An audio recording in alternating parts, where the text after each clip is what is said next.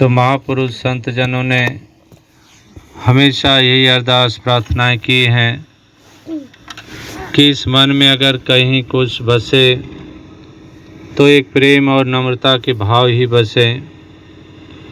इन्हीं भावों के कारण अपना भी भला है और जहाँ से गुजरते हैं वहाँ का भी भला करते हैं। जहाँ से गुजरते हैं वहाँ भी एक ठंडक प्राप्त होती है। जिस तरह से एक नदी है, जहाँ जहाँ से भी गुजरती है वहाँ पर वो हरियाली, वहाँ पर एक ठंडक हो जाती है।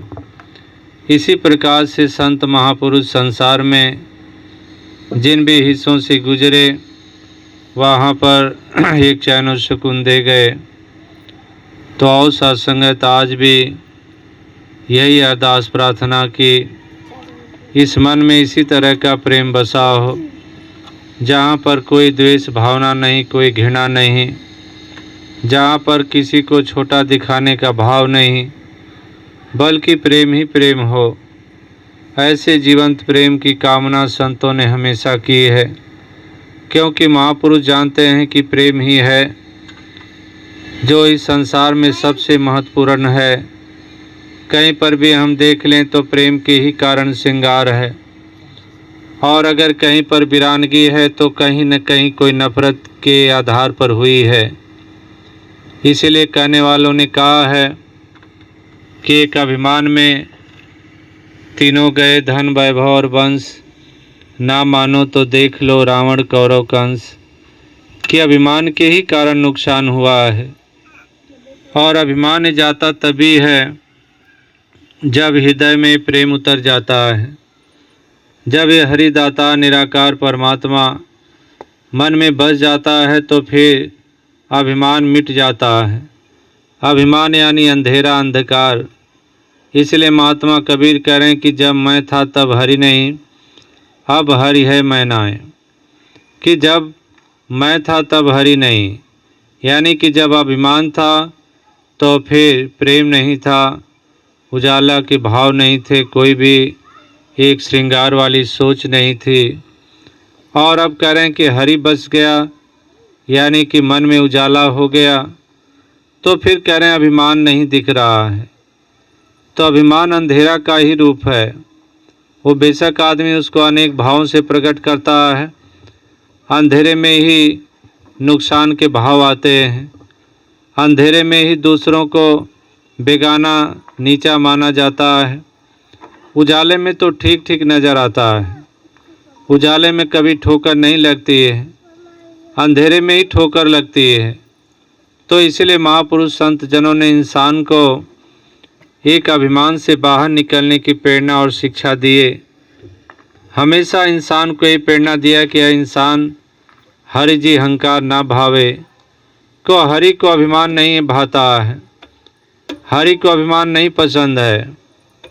जब हृदय में प्रेम उतरेगा तो इसी के साथ ये हरिदातार उतर जाता है। फिर तो चाहे जहाँ पर विचरण करो, फिर कोई जगह एक पूरी नहीं, कोई स्थान विशेष नहीं, फिर सब जगह तू ही तू। तो इस प्रकार से ऐसे सुंदर और ऊंचे भावों से युक्त होकर इस संसार में विचरण करने लग जाते हैं, और इसी कारण उनके नाम आज हमारे सामने हैं। वरना तो उन्होंने कौन सी दौलत बांटी। महात्मा कबीर खुद जीवन जी रहे हैं, बड़ी कठिनाइयों में जीविका का अर्जन हो रहा है, लेकिन महात्मा कबीर जो देन इस संसार को दे गए वो राजा महाराजा ने नहीं दिया। तुकाराम जी जो देन इस संसार मानवता के लिए दे गए वो तमाम उस समय के या फिर आने वाले आगे के समय के राजा महाराजाओं ने नहीं दिया, क्योंकि उन्होंने ऐसा रसायन इंसान को दिया है जिसको पीकर इंसान एक वाकई अमीर बन जाता है। कि एक सही मायने में अमीर, जिसके पल्ले राम रतन धन होए। कि वही सच्चा अमीर है जिसके पास में ये राम रूपी रसायन है। इस रसायन से ही एक दौलत, एक असल दौलत इस रसायन को ही माना गया है, और इसी के कारण सच्ची अमीरी आती है। वरना तो सारी दौलतें आज नहीं कल मिट जाया करती हैं। कहीं पर दौलत इंसान को छोड़ती है, कहीं पर इंसान दौलत को छोड़ता है, लेकिन एक ऐसी ये दौलत है जो हमेशा कायम रहती है। ये दौलत कभी छूटती नहीं, कभी आती जाती नहीं, ये हमेशा एक ही साथ एक बनी रहती है। इसलिए इसको सच्ची दौलत कहा गया कि समय के साथ इसमें उतार चढ़ाव नहीं आता है। कहीं पर स्थान या कहीं पर कोई गहराई में उतर जाए तो शायद कम हो जाए, ऊंचाई को चढ़ जाए तो शायद ज़्यादा दौलत मिल जाए। ऐसा नहीं होता है। ये दौलत हमेशा एक जैसी जमी जमा बिखे समस्त एक जोत है कि सब जगह एक ही समान एक ज्योति बसी है। तो इसी दौलत को पाकर एक अमीरी प्राप्त हुई लोगों को, और उन्होंने जिन्होंने ये अमीरी को पाया उन्होंने औरों को भी ये संदेश दिया कि इस दौलत को पाकर आप भी अमीर हो सकते हो। तो आज भी यही अरदास प्रार्थना की जा रही है और यही बयां किया जा रहा कि जो दौलत हमें मिली है ये दौलत हर इंसान पाकर और इसका इस्तेमाल करके अमीर बन सकता है। तो आओ सत्संगत यही अरदास प्रार्थना कि दातार हर किसी को ऐसी सुमति आए ताकि हर इंसान इसी दौलत से युक्त होकर, इसी दौलत से अमीर होकर एक अपने जीवन की यात्रा को तय करे, इंसानी जन्म का मोल डाले।